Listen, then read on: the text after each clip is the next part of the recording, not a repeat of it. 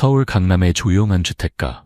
푸른 나무들이 줄지어 선 골목길 끝에 김민혁 할아버지와 손녀 소연이의 집이 있었다. 흰 벽돌로 지어진 2층짜리 집은 언제나 깔끔하게 정돈되어 있었지만 요즘 들어 창문에 커튼이 항상 닫혀 있어 이웃들의 호기심을 자아냈다.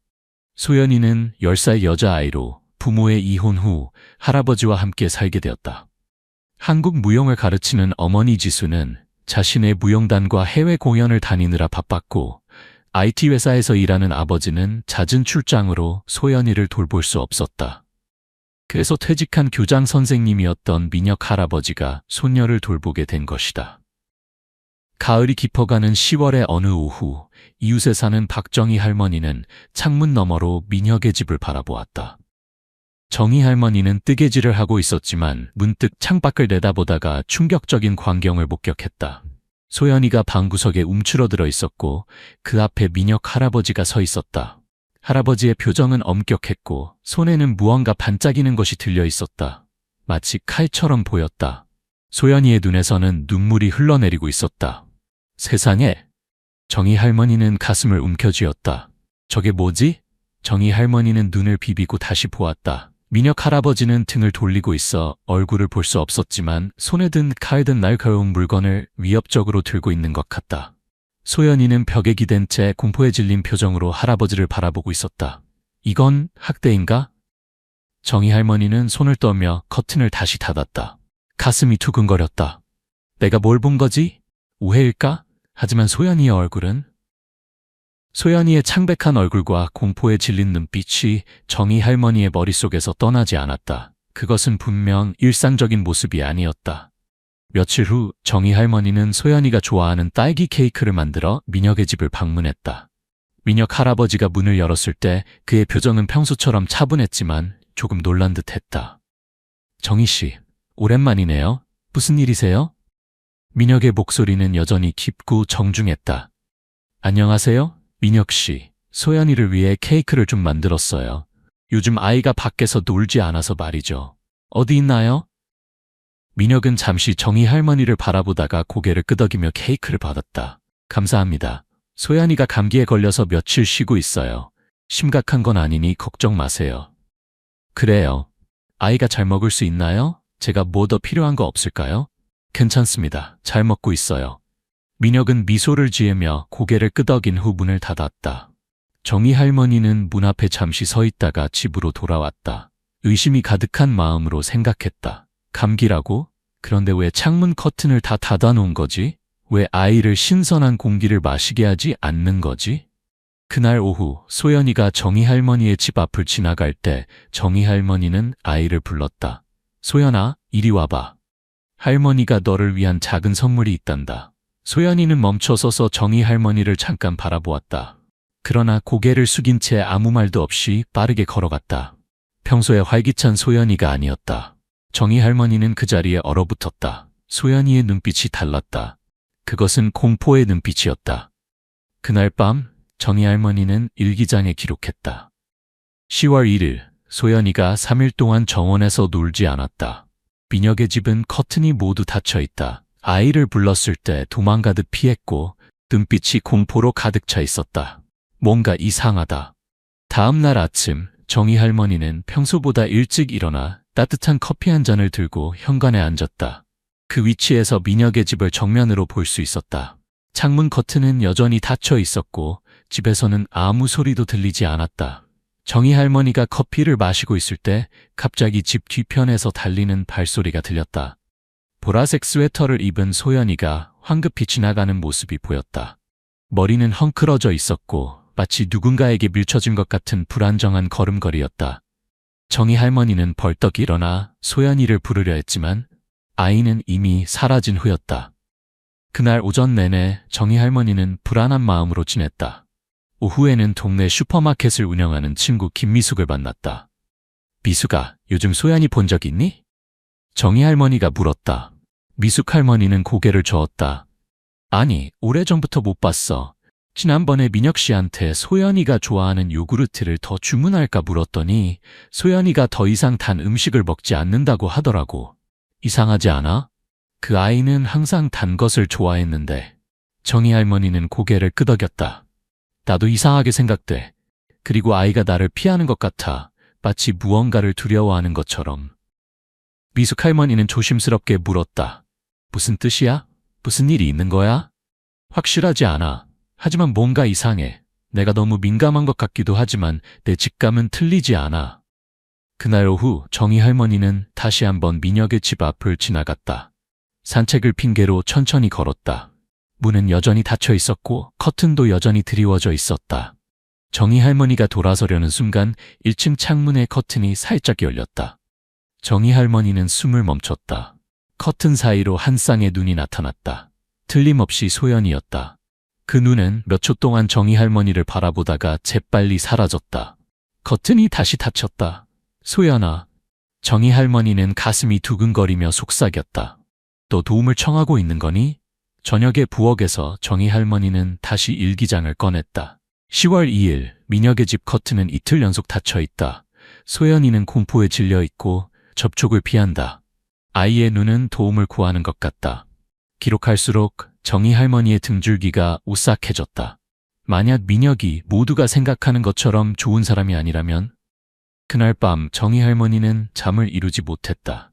귀를 쫑긋 세우고 이상한 소리가 나는지 주의 깊게 들었다. 예감대로 한밤중에 소리가 들렸다. 커튼이 살짝 열리는 소리, 그리고 불규칙한 발소리가 매우 천천히 들렸다. 정희 할머니는 커튼을 들추고 민혁의 집을 바라보았다. 그림자가 부엌 창문을 지나갔다. 손에는 긴 막대기 같은 것을 들고 있었다. 아니, 빗자루가 아니라 다른 무언가의 긴 손잡이였다. 발소리가 멈췄고 집안의 불이 꺼지자 모든 것이 다시 어둠 속에 잠겼다. 다음 날 아침 정희 할머니는 소연이의 어머니 지수에게 전화했다.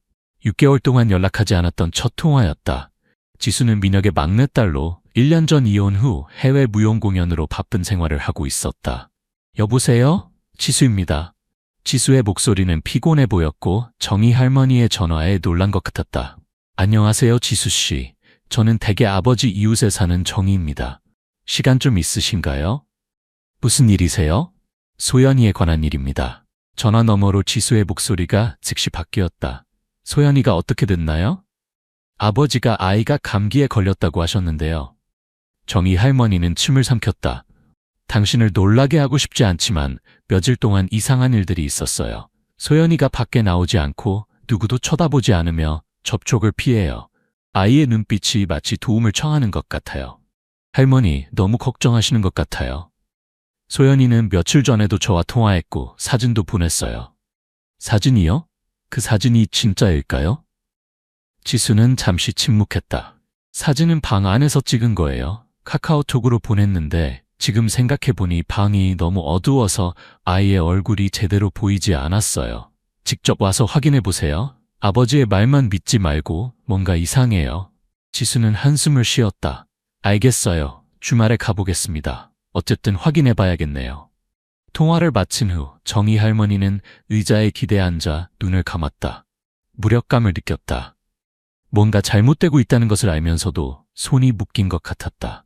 그날 오후 정원에 물을 주고 있을 때 미숙의 조카 정우가 오토바이를 타고 도착했다. 정우는 컴퓨터공학을 전공하는 대학생으로 종종 정희 할머니의 전자기기를 고쳐주곤 했다.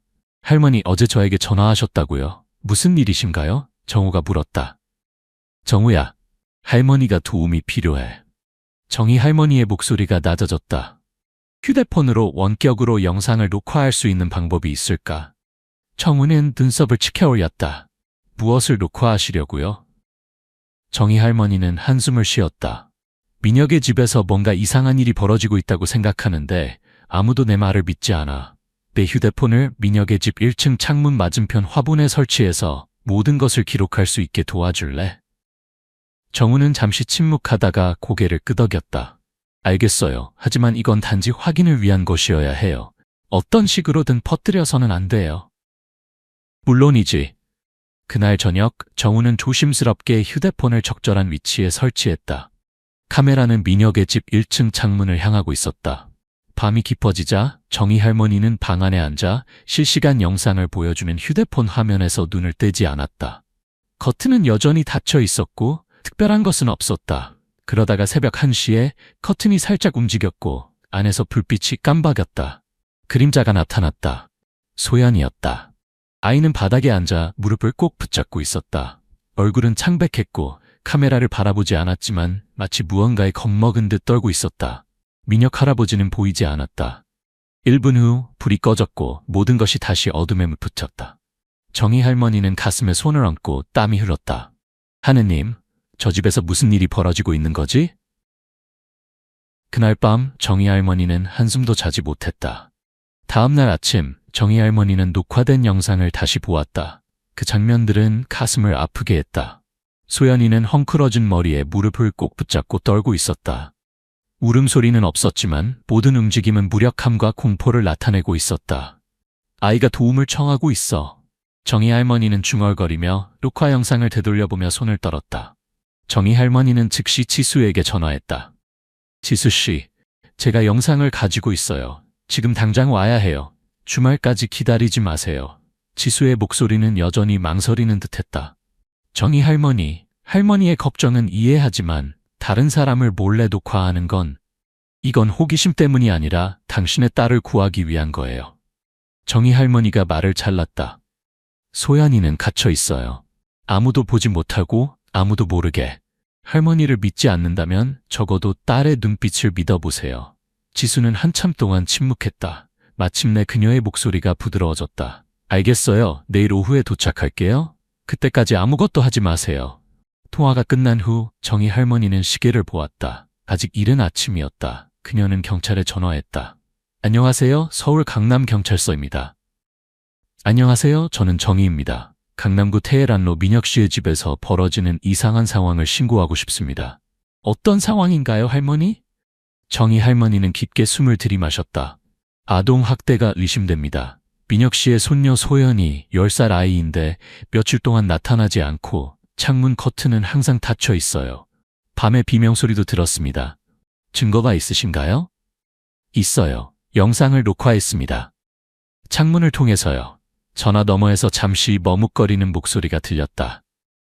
영상을 저희에게 먼저 보내주시겠어요? 필요하다고 판단되면 조사관을 보내드리겠습니다. 정희 할머니는 고개를 끄덕였다. 영상을 보낸 후 그녀는 초조하게 기다렸다. 오후까지 2명의 경찰관이 민혁의 집 앞에 나타났다. 남자 경찰관 1명과 여자 경찰관 1명이었다.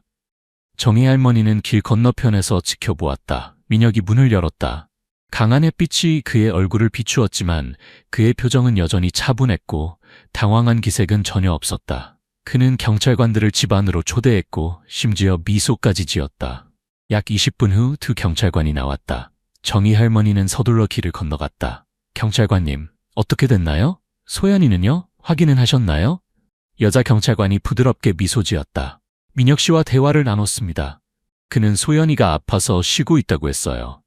특별히 이상한 점은 발견하지 못했습니다. 정희 할머니는 눈썹을 찌푸렸다. 그럼 어젯밤 비명소리와 깜빡이는 불빛은요? 그리고 그 영상은요? 영상도 봤습니다만 명확한 증거가 없고 직계 가족으로부터의 공식적인 신고도 없어서 더 이상의 조치를 취할 수 없습니다. 남자 경찰관이 말했다. 그의 목소리는 작고 부드러웠다. 어쩌면 자극을 피하기 위해서였을지도 모른다. 정희 할머니는 입을 벌린 채 서 있었다. 그럼 당신들은 어둠 속에 갇힌 아이와 함께 사는 한 남자의 말만 믿는 건가요? 할머니의 걱정은 이해합니다. 하지만 현재로서는 모든 것이 법적 범위 내에 있습니다. 여자 경찰관이 덧붙였다. 그리고 정희 할머니에게 인사한 후 떠났다. 정희 할머니는 그 자리에 못 박힌 듯 서 있었다. 저녁 노을이 주황색으로 물들었지만 그녀에게는 모든 것이 회색 안개에 덮인 것 같았다. 그날 저녁 정희 할머니는 정우에게 전화했다. 녹음장치도 설치하고 싶으신가요? 정우가 걱정스럽게 물었다. 도와줄 수 있니? 창문 근처에 두면 되죠. 할머니가 불이 꺼질 때 무슨 일이 일어나는지 알고 싶으시다면. 정우는 잠시 침묵했다가 고개를 끄덕였다. 알겠어요. 하지만 이번이 마지막이에요. 그리고 이상한 점이 발견되면 경찰에 맡겨야 해요. 약속할게. 다음 날 작은 장치가 카메라 옆 난간의 화분에 숨겨졌다. 밤이 되자 정희 할머니는 방 안에 혼자 앉아 실시간 영상을 보여주는 휴대폰 화면에서 눈을 떼지 않았다. 시간이 천천히 흘러갔다. 새벽 1시 15분에 이어폰으로 작은 긁는 소리가 들렸다. 문이 열리는 소리, 그리고 발소리, 그 다음은 깊고 거의 속삭이는 듯한 목소리였다. 더 이상 울지 마라. 몇 번이나 말해야 하니 조용히 있어야 한다고. 그 다음에는 아주 작은 신음소리가 들렸다. 아마도 소연이의 것이었을 것이다. 그리고 무언가 깨지는 소리. 민혁의 목소리가 다시 들렸다. 이번에는 더 큰 소리로. 컵을 깼구나. 조용히 해. 침묵이 흘렀다. 발소리가 멀어지고 문이 세게 닫히는 소리가 들렸다. 정희 할머니는 얼어붙은 채 앉아 있었다. 그녀의 눈은 이미 어두워진 화면을 쳐다보고 있었다. 다음 날 아침, 정희 할머니는 영상에서 사진을 인쇄하고 녹음된 내용을 기록했다. 그녀는 모든 것을 봉투에 넣고 서울에서 금방 돌아온 지수의 집으로 갔다. 지수는 놀란 표정으로 정희 할머니를 맞이했다. 정희 할머니, 무슨 일이세요? 이것 좀 봐요. 정희 할머니는 떨리는 손으로 책상 위에 자료를 올려놓았다. 지수는 사진을 보고 녹음을 들었다. 그녀의 눈빛이 서서히 바뀌었다. 놀람에서 불신으로, 그리고 마침내 극도의 혼란으로. 하지만 아버지가 어떻게? 아이가 겁에 질려 있어요. 당신은 아이의 엄마예요. 무언가를 해야 해요. 지수는 테이블 가장자리를 꽉 잡았다. 잠시 후 그녀는 일어나 전화를 들었다. 아버지에게 전화할게요. 무슨 일이 일어나고 있는지 알아야 해요. 정희 할머니가 그녀의 손을 잡았다. 먼저 전화하지 마세요. 아버지의 집에 가보세요. 갑자기요? 경찰은 당신으로부터 공식적인 신고가 없으면 행동하지 않을 거예요. 내가 당신과 함께 가겠어요.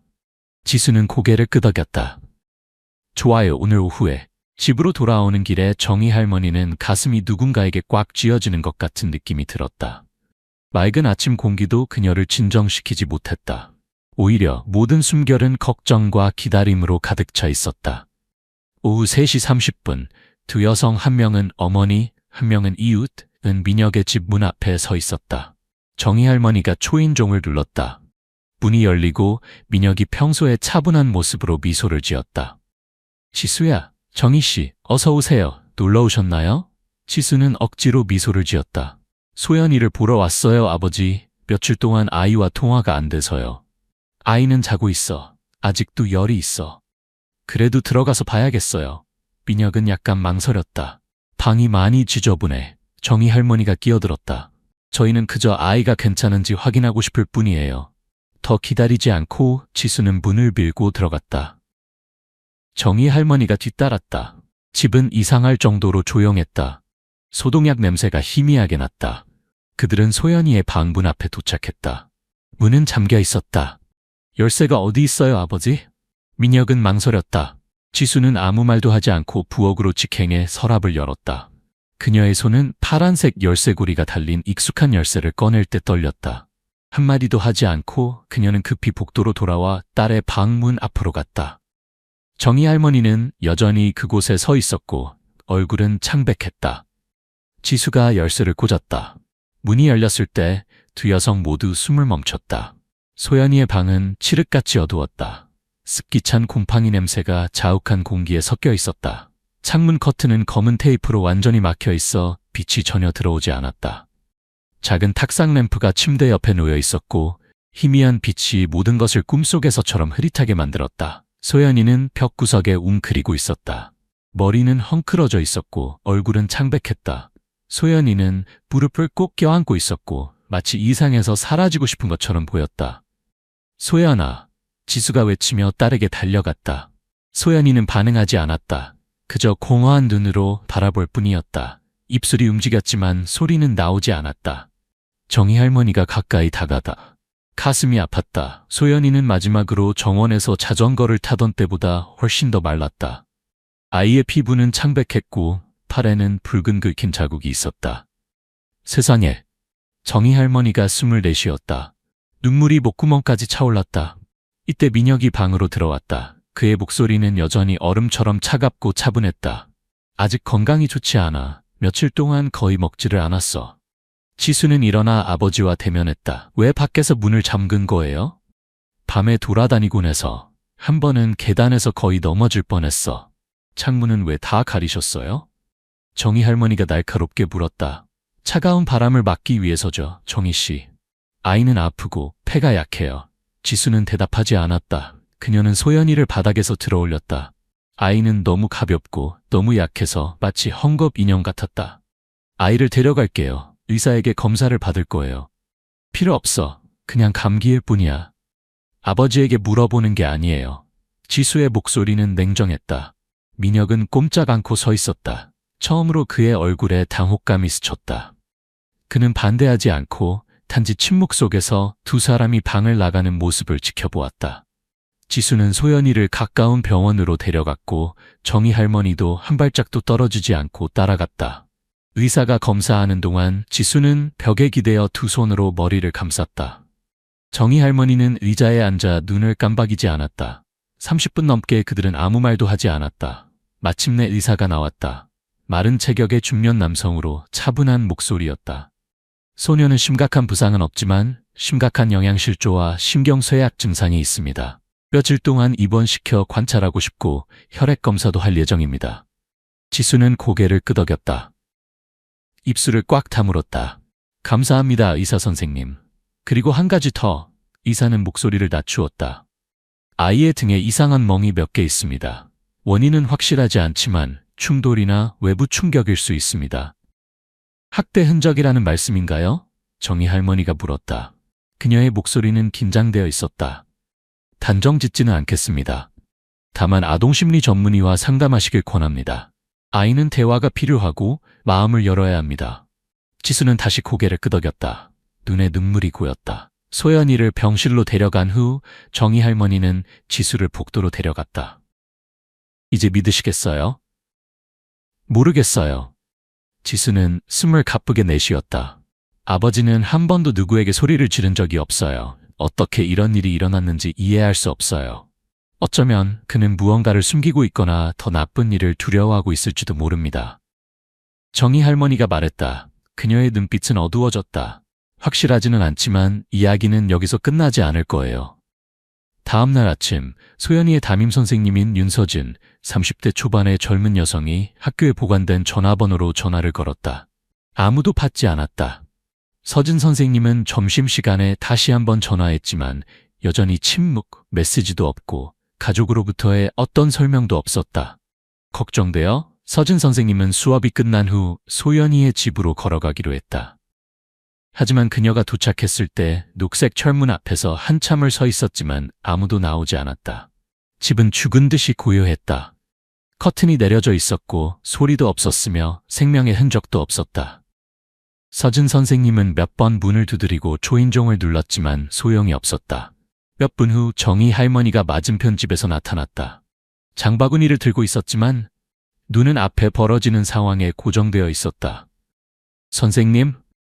정희 할머니가 다가오며 말했다. 서진 선생님은 돌아보며 놀란 표정을 지었다. 네, 소연이를 찾고 있어요. 며칠 동안 등교하지 않았거든요. 전화도 안 받네요. 정희 할머니는 가볍게 고개를 끄덕였다. 말해야 할지 말아야 할지 고민하는 듯했다. 마침내 그녀는 목소리를 낮추었다. 심각한 일이 벌어지고 있다고 생각해요. 무슨 뜻이세요? 소연이가 어떻게 됐나요? 지금은 어머니 지수와 함께 있어요. 지수가 돌아와서 이상한 징후를 발견한 후 아이를 병원에 데려갔어요. 하지만 진실은 훨씬 더 복잡해 보여요. 누군가 아이를 해치고 있다고 생각하시나요? 정희 할머니는 장바구니를 꽉 잡았다. 확신할 수는 없지만 직감이 그 가족을 둘러싼 매우 나쁜 일이 일어나고 있다고 말해요. 서진 선생님은 고개를 숙이고 걱정스러운 표정을 지었다. 학교장에게 보고할게요. 필요하다면 당국에 연락해 상황을 모니터링할 수 있을 거예요. 제발 지체하지 마세요. 정희 할머니가 말했다. 명확한 증거가 나올 때까지 기다릴 수 없어요. 때로는 아이의 눈빛이 가장 큰 경고입니다. 그날 오후 지수는 병원에서 정희 할머니에게 전화했다. 의사가 소연이가 며칠 더 쉬어야 한다고 해요. 아직도 많이 말하지 않지만 낯선 사람을 보면 반응이 시작돼요. 어떤 반응인가요? 정희 할머니가 물었다. 심장이 빠르게 뛰었다. 남자가 병실 앞을 지나갈 때마다 아이는 움츠러들고 이불을 꽉 잡고 떨기 시작해요. 한 번은 남자 간호사가 물을 가져줬는데 소연이가 멈추지 않고 울기 시작했어요. 아이가 말했어요. 그를 가까이 오게 하지 마세요. 그는 밖에 있어요. 정희 할머니는 침묵했다가 조용히 물었다. 아이가 그가 누구라고 말했나요? 명확하지 않아요. 다만 공원에서 자신을 따라다니는 사람에 대해 언급했고 할아버지가 조용히 하라고 했다고 해요. 그를 보면 빨리 집으로 도망치고 밖에 나가지 말라고 했대요. 하느님, 아마도 제가 지수 씨의 아버지를 잘못 의심했나 봐요. 정희 할머니가 숨을 내쉬었다. 지수 씨, 강호라는 사람을 아세요? 골목 끝에 사는. 아니요, 한 번도 만난 적 없어요. 그는 2달 전에 이사 왔어요. 아무도 그와 대화하지 않아요. 하지만 미숙이 그가 이전 동네에서 아동 성희롱 혐의로 고발된 적이 있다고 들었대요. 증거가 없어서 기소되지 않았지만요. 지수는 병원 복도의 벤치에 털썩 주저앉았다. 심장이 전쟁복처럼 뛰었다. 할머니 말씀은 그가 소연이를 쫓아다니고 있을 수도 있다는 거예요? 가능성일 뿐만 아니라 민혁 씨가 그것을 알고 있었고 조용히 손녀를 보호하기 위해 모든 일을 하고 있었다고 생각해요. 하지만 왜 아무 말도 하지 않았을까요? 왜 모든 사람을 그렇게 오해하게 만들었을까요? 아무도 믿지 않을 거라고 생각했기 때문이에요. 그리고 더 중요한 것은 만약 일을 크게 만들면 소연이가 공황 상태에 빠질 거라고 생각했을 거예요. 잠시 침묵이 흐른 후 지수는 한숨을 쉬듯 자책의 말을 내뱉었다. 제가 제 아버지를 의심했어요. 정희 할머니는 불안한 마음으로 집에 돌아왔다. 그러나 가방을 내려놓자마자 초인종이 울렸다. 정우였다. 심각한 표정이었다. 정희 할머니 카메라 데이터를 확인하다가 이것을 발견했어요.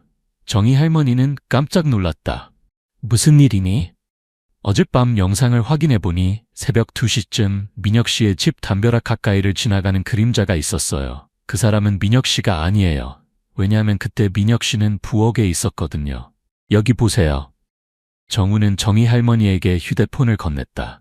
화면에는 희미하지만 분명히 검은 재킷을 입은 키 큰 마른 사람의 그림자가 담벼락을 따라 움직이는 모습이 보였다. 그 사람은 잠시 멈춰서서 벽 아래로 몸을 숙이고는 사라졌다. 카메라 각도가 너무 넓어요. 할머니, 그게 강호일까요? 정희 할머니가 물었다. 확실하지 않지만 걸음걸이가 비슷해 보여요. 이 영상을 경찰에게 보낼 수 있나요? 물론이죠. 하지만 경찰이 행동할 명확한 이유가 필요할 거예요. 정희 할머니는 고개를 끄덕였다. 지수에게 줄 거예요. 그녀는 법적 보호자니까. 그날 밤 정희 할머니는 잠을 이루지 못했다. 그녀는 뒤뜰로 나가 검은 하늘을 바라보았다.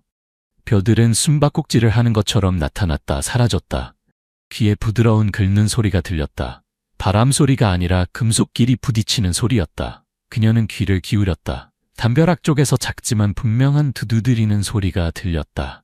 그녀는 손전등을 켜고 담벼락으로 달려갔다.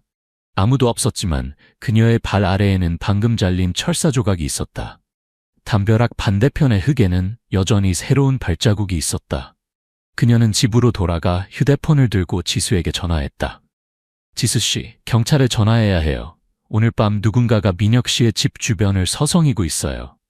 지수는 가쁜 숨을 내쉬었다. 지금 바로 하겠습니다. 소연이는 여전히 병원에 있지만 아버지가 걱정돼요. 20분 후 경찰이 도착했다. 이번에는 수사관 김준호가 함께였다. 50대의 엄격하고 날카로운 남자였다.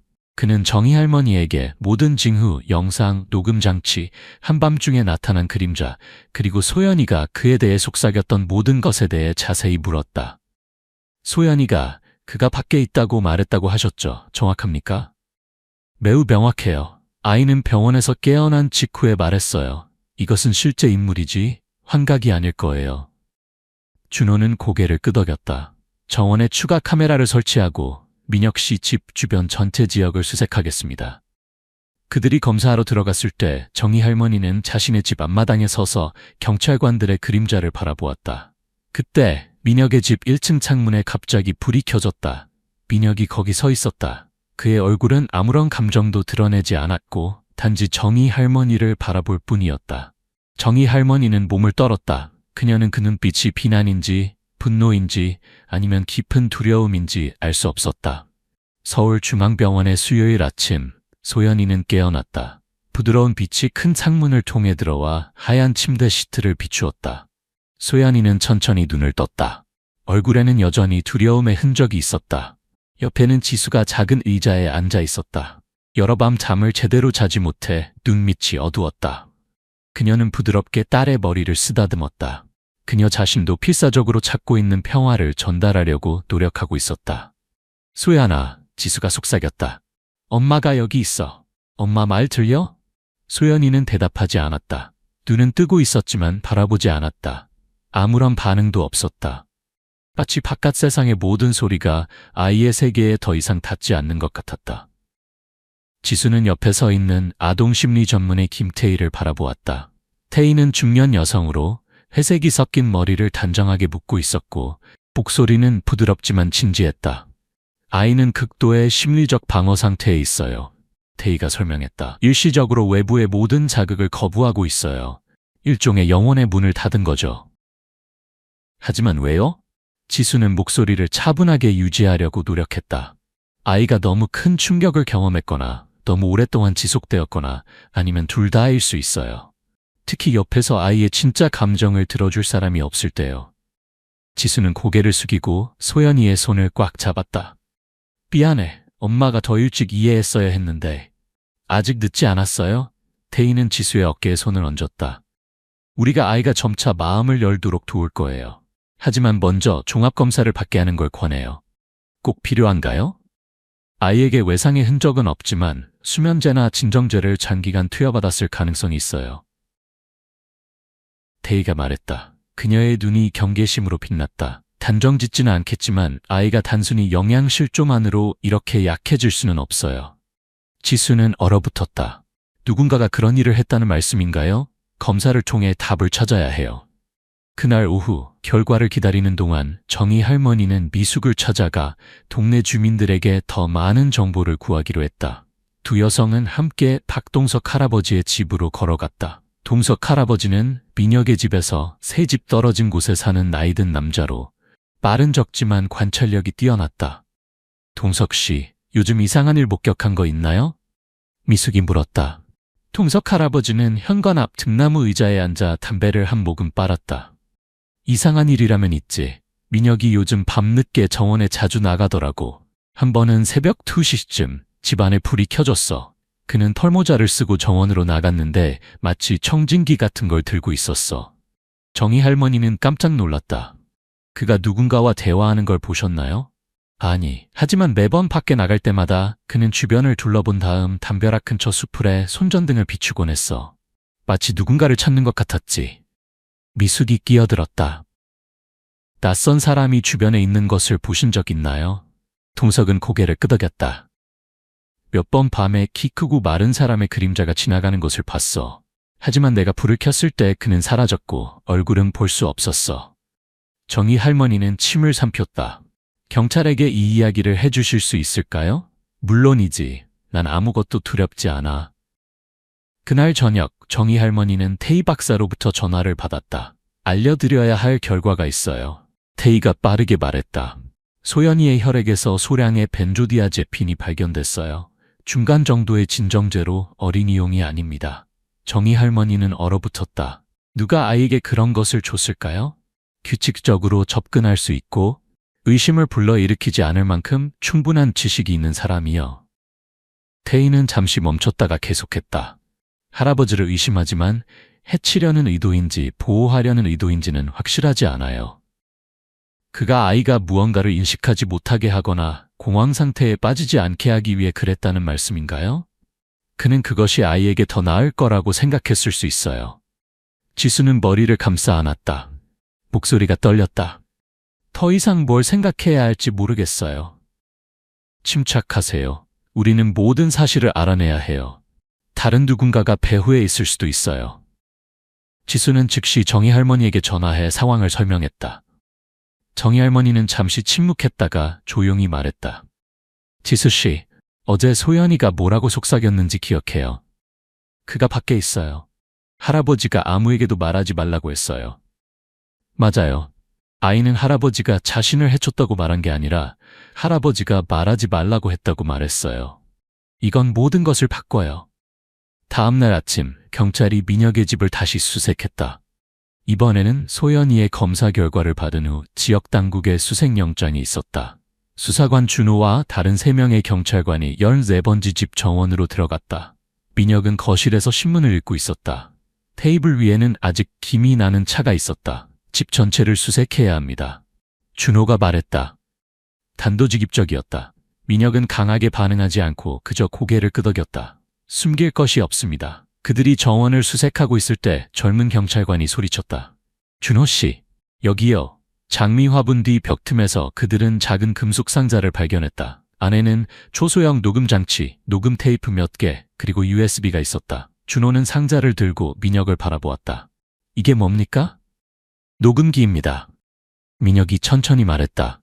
집 주변, 정원, 담벼락 근처에 마이크를 설치했습니다. 이상한 소리가 나는지 들어야 했습니다. 왜요? 누군가가 소연이를 쫓고 있다는 것을 알았기 때문입니다. 그런데 왜 경찰에 신고하지 않았습니까? 3개월 전에 신고했습니다. 하지만 그들은 제가 망상증이 있다고 생각했고 증거가 없다고 했습니다. 그 후로 직접 장치를 설치하고 직접 감시했습니다. 모험을 할 수 없었습니다. 준호는 눈을 가늘게 떴다. 어린이에게 진정제를 사용하는 것이 불법이라는 것을 알고 계셨습니까? 알고 있었습니다. 민혁이 인정했다. 하지만 저는 아이를 해치려는 게 아니었습니다. 단지 아이가 평온하게 자길 바랐을 뿐입니다. 소연이는 자주 악몽을 꾸고 매일 밤 울고 소리를 질렀습니다. 모든 방법을 시도했습니다. 심리상담도 포함해서요. 하지만 효과가 없었습니다.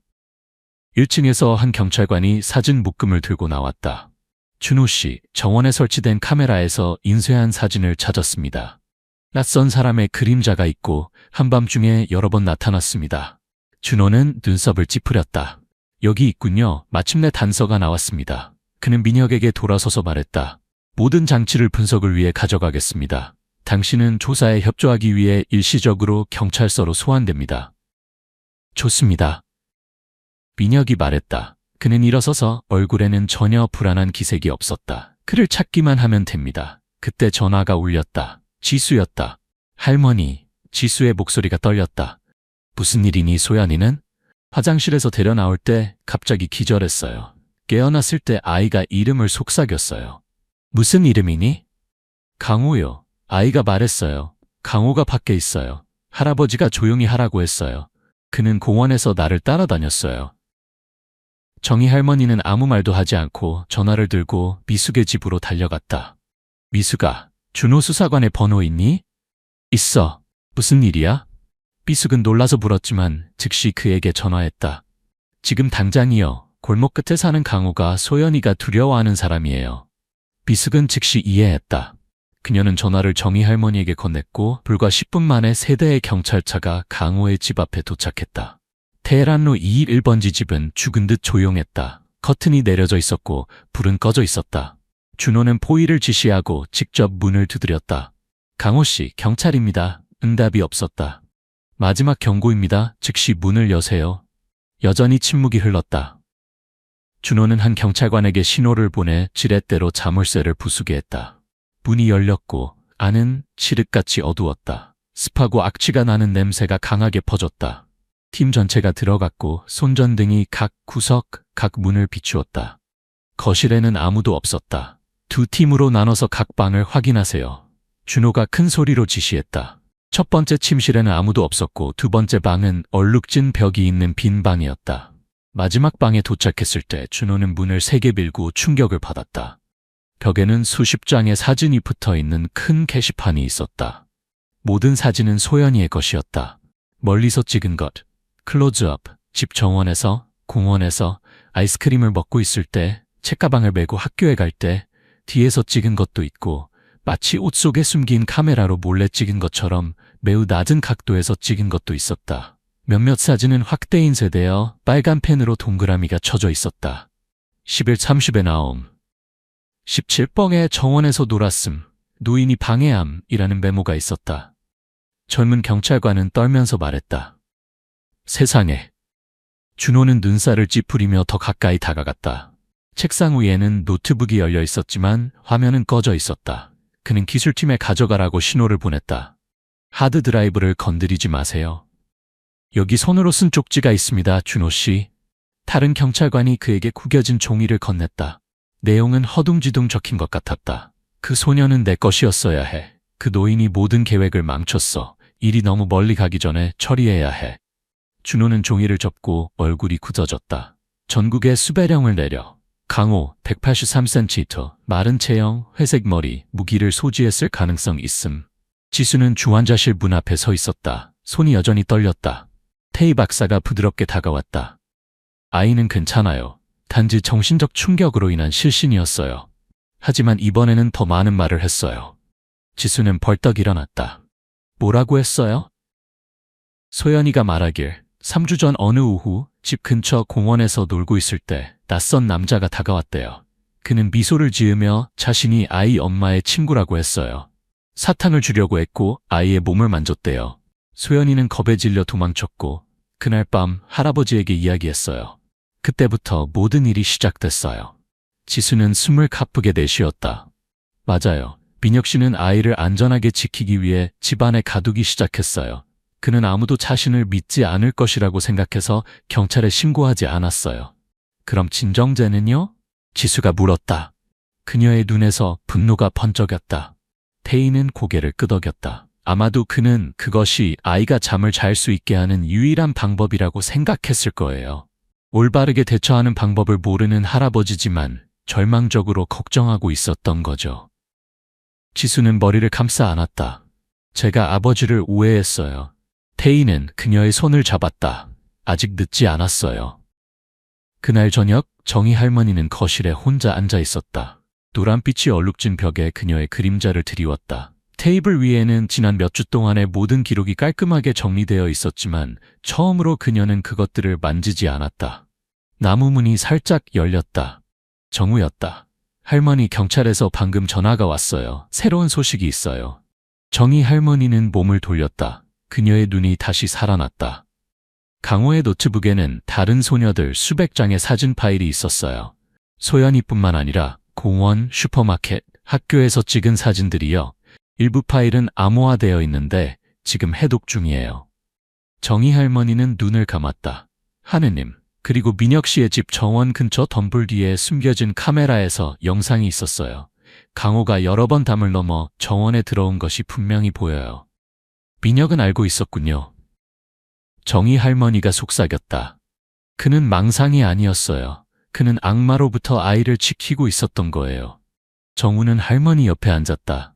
곧 그를 잡을 거예요. 온 도시가 그를 쫓고 있어요. 정희 할머니는 가볍게 고개를 끄덕였다. 눈에 눈물이 맺혔다. 이제 모두가 그에게 사과할 때가 된 것 같아요. 병원에서 지수는 소연이의 방에 들어갔다. 소연이는 베개에 등을 기대고 앉아 있었다. 눈은 여전히 피곤해 보였지만 더 이상 공허하지 않았다. 엄마? 소연이가 조용히 말했다. 응, 엄마가 여기 있어. 지수는 딸의 손을 잡고 눈물을 참으려고 했다. 그가 병원 위치를 알게 될까봐 무서워요. 아니야, 우리 소연아. 경찰이 너를 지키고 있어. 이제 모두가 알아. 소연이는 가볍게 고개를 저었다. 할아버지가 아무도 믿지 않을 거라고 했어요. 그래서 카메라를 설치했어요. 할아버지는 녹음도 했어요. 할아버지는 항상 깨어 있었고 제가 안전하게 잘 수 있도록 지켜봤어요. 지수는 목이 메었다. 미안해. 엄마가 할아버지를 믿지 않았어. 소연이는 입술을 오므렸다. 할아버지가 엄마가 무서워할 거라고 했어요. 엄마는 할아버지가 미쳤다고 생각할 거래요. 아니야, 엄마가 미친 거야. 진실을 보지 못했으니까. 소연이는 몸을 앞으로 기울여 엄마를 안았다. 여러 날 만에 처음으로 그 작은 팔이 진심으로 누군가를 꼭 껴안았다. 복도에서 태희는 바라보며 부드럽게 미소 지었다. 밤, 공원 근처 건물 꼭대기에 새로 설치된 보안 카메라가 있었다. 노란 가로등이 텅 빈 거리를 밝게 비추었다. 경찰관들은 여전히 순찰하고 있었고 무전기를 꽉 쥐고 있었다. 멀리 어두운 구석에서 한 남자가 거리 모퉁이를 천천히 지나갔다. 모자를 쓰고 배낭을 베고 있었다. 그의 얼굴은 나무 그림자에 가려져 있었다. 사이렌 소리가 울렸다. 경찰차가 달려오고 스피커 소리가 울렸다. 멈추세요. 경찰입니다. 남자는 고개를 돌려 달아났지만 작은 골목으로 빠져나가기도 전에 3명의 경찰관에게 붙잡혔다. 그는 땅에 눌려 수갑이 채워졌다. 준호가 차에서 내려 그를 똑바로 바라보았다. 강호 씨, 더 도망칠 곳이 없습니다. 남자는 아무 말도 하지 않고 그저 얼음처럼 차가운 삐뚤어진 미소를 지었다. 강호가 체포된 다음 날 테헤란로의 전체 주민들은 충격과 안도감에 휩싸였다. 사건에 대한 소식은 도시 전체로 빠르게 퍼졌다. 이전에 아동 성희롱 혐의를 받았던 남자가 카메라 시스템과 노트북 데이터의 명백한 증거로 체포되었다는 기사가 신문, TV, 온라인 사이트에 모두 실렸다. 하지만 무엇보다 중요한 것은 소연이가 안전하다는 것이었다. 소연이는 점차 회복되고 있었고 어제 선물 받은 색칠 공부책에 색을 칠하고 있었다. 지수는 옆에 앉아 있었고 그녀의 눈은 여전히 딸의 모든 숨결을 지켜보고 있었다. 태희가 다가왔을 때 소연이는 고개를 들었다. 더 이상 예전처럼 두려운 눈빛은 아니었다. 소연아, 태희가 말하며 침대 가장자리에 앉았다. 선생님이 너에게 할 말이 있어. 소연이는 고개를 기울이고 색연필을 내려놓았다. 너가 강호라고 부르는 그 남자는 이제 경찰에 잡혔단다. 더 이상 너를 해칠 수 없어. 소연이는 태희를 바라본 다음 엄마에게 천천히 고개를 돌렸다. 지수는 고개를 끄덕이며 딸의 손을 꽉 잡았다. 이제 안전해. 지수가 속삭였다. 더 일찍 믿지 못해서 미안해. 소연이는 눈을 문질렀다. 할아버지가 아무 말도 하지 말라고 했어요. 그렇지 않으면 그가 엄마를 다치게 할 거래요. 지수는 딸의 손을 꽉 잡았다. 할아버지는 자기 방식대로 너를 보호하려고 했어. 하지만 이제 더 이상 조용히 있을 필요 없어. 아무도 우리를 해칠 수 없어. 태희는 고개를 끄덕였다. 모두가 네 옆에 있어, 소연아. 그리고 할아버지는 나쁜 사람이 아니야. 소연이는 입술을 오므렸다가 마치 해방을 위한 말처럼 속삭였다. 알아요. 서울경찰청에서 민혁은 수사관 준호와 마주 앉아 있었다. 그는 수갑이 채워져 있지 않았고 범죄자처럼 취급되지도 않았다. 그가 집에 설치한 장치들을 분석한 결과 모든 것이 단 하나의 목적을 가리키고 있었기 때문이다. 소연이를 보호하는 것. 준호는 수색 보고서 사본을 들고 조심스럽게 열었다. 당신이 설치한 모든 장치의 데이터를 확인했습니다. 매우 정교한 시스템이었습니다. 문틈에 마이크, 뒤뜰 식물, 뒤에 숨긴 카메라, 움직임 감지 센서. 내 손녀는 내가 가진 전부입니다. 민혁이 말했다. 그의 목소리는 깊었다. 첫째 딸은 사고로 잃었고 사위는 이혼으로 잃었습니다. 소연이는 나를 이 세상에 붙들어주는 가장 소중한 보물입니다. 준호는 고개를 끄덕였다. 그의 눈빛이 부드러워졌다. 처방전 없이 어린이에게 진정제를 사용하는 것이 불법이라는 것을 알고 계셨죠? 알고 있었습니다. 민혁은 고개를 숙였다. 하지만 나쁜 의도는 아니었습니다. 소연이는 몇 주 동안 전혀 잠을 자지 못했습니다. 밤마다 놀라서 깨고 울고 정원에서 사람 그림자를 봤다고 계속 말했습니다. 경찰에 신고했지만 그들은 마치 내가 상상하는 것처럼 주변을 둘러보고 떠났습니다. 그래서 당신은 직접 경찰이 되기로 했군요? 아무도 나를 믿지 않았습니다. 하지만 나는 그를 봤습니다. 강호를. 한 달 전 어느 밤 처음 봤습니다. 그는 소연이 방 창문을 응시하며 뒤뜰 나무 아래 서 있었습니다. 처음에는 내가 미쳤다고 생각했습니다. 준호는 말이 없었다. 다시 신고하려 했지만 아무도 행동하지 않았습니다. 그래서 직접 카메라를 설치하고 마이크를 설치하고 매일 밤 감시했습니다. 심지어 가짜 상황도 연출했습니다. 영화 소리를 크게 틀고 화난 척했습니다. 만약 그가 몰래 엿듣고 있다면 소연이가 꼭 갇혀 있다고 생각하게 하려고요. 그리고 아이 방문을 잠갔군요. 그 방은 1층에 있는 예전 방이었습니다. 그가 기다리고 있을까봐 소연이를 밖에 나가지 못하게 했습니다. 뉴스에 나오는 다른 아이들처럼 납치될까봐 두려웠습니다. 준호는 한숨을 쉬며 서류를 접었다. 당신이 옳았다고는 말할 수 없지만 틀렸다고도 말할 수 없습니다. 아마도 당신은 필요한 일을 한 유일한 사람이었을 겁니다. 다음 날 아침 정희 할머니는 병원을 방문했다. 그녀는 방금 구운 딸기 케이크를 가져왔고 케이크를 감싼 천에서는 여전히 따뜻한 향기가 퍼져나왔다. 들어오세요. 지수가 미소 지으며 문을 열었다. 소연이가 일어났어요. 정희 할머니가 들어갔다. 소연이는 침대에 앉아 있었다. 머리카락은 반듯하게 빗어져 있었고 눈은 어제보다 훨씬 더 밝았다. 좀 나아졌니? 정희 할머니가 케이크를 테이블에 놓으며 물었다. 소연이는 고개를 끄덕였다. 이제 그 사람이 꿈에 나오지 않아요. 정희 할머니는 침대 가장자리에 앉아 소연이의 손을 가볍게 잡았다. 할아버지를 의심해서 미안해. 저도 모두가 할아버지를 미워할 거라고 생각했어요. 소연이가 작은 목소리로 말했다. 할아버지가 말했어요. 좋은 사람들은 종종 오해를 받지만 그래도 옳은 일을 한다고요. 지수는 두 사람을 바라보며 눈이 빨개졌다. 내일 아버지가 돌아오실 거야. 준호 수사관이 형사상 위반 혐의가 없다고 확인했어. 지금 증거들은 강호가 몇 달 전부터 너를 쫓아다녔다는 것을 보여주고 있어. 할아버지한테 화 안 낸다고 알려드리고 싶어요. 소연이가 조용히 말했다. 너무 무서워서 아무 말도 못했어요. 정희 할머니는 고개를 숙이고 아이의 손을 더 꽉 잡았다. 할아버지는 그 말을 들으면 아주 행복하실 거야. 오후 테헤란로 14번지 집은 몇 주 만에 처음으로 문을 열었다. 민혁은 지수와 소연이가 현관에서 기다리는 가운데 돌아왔다. 그가 정원에 들어섰을 때 그가 가장 먼저 찾은 시선은 다름 아닌 소연이었다. 그는 걸음을 멈추었다. 소연이는 할아버지에게 달려가 안았다. 작은 팔이 마치 한 번 더 잃게 될까봐 두려운 듯 꽉 껴안았다. 할아버지, 미안해요. 소연이가 속삭였다. 민혁은 무릎을 꿇고 손녀를 안았다. 아니다. 할아버지가 미안하구나. 할아버지가 분명하게 말하는 방법을 몰라서 너를 무섭게 했어. 지수는 아버지를 바라보다가 다가가 두 사람을 안았다. 정희 할머니는 멀리서 서 있었다. 가방을 들고 눈에는 눈물이 고였다. 그녀는 말을 하지 않고 그저 가볍게 손을 흔들었다. 민혁은 그녀를 바라보고 고개를 끄덕였다. 그 끄덕임 속에는 오해의 연속, 걱정, 그리고 용서가 담겨 있었다. 그날 저녁, 민혁의 부엌에서는 다시 한번 딸기 케이크 향기가 진하게 퍼졌다. 소연이는 높은 의자에 앉아 팔꿈치를 테이블에 대고 할아버지가 사과를 자르는 것을 바라보고 있었다. 이번에는 진짜 과일 칼이었지만 할아버지의 얼굴은 평온했고 입가에는 손녀와 농담을 주고받는 미소가 있었다. 할아버지, 너무 크게 자르지 마세요. 큰 조각은 못 먹어요. 그런데 어제 케이크 3조각이나 먹은 건 누구지? 할아버지는 장난스럽게 엄한 표정을 지었다. 강호가 체포된 지 3주 후 서울중앙법원은 소연이에게 그리고 아마도 다른 여러 아이들에게 공포를 심었던 남자에 대한 1심 재판을 열었다.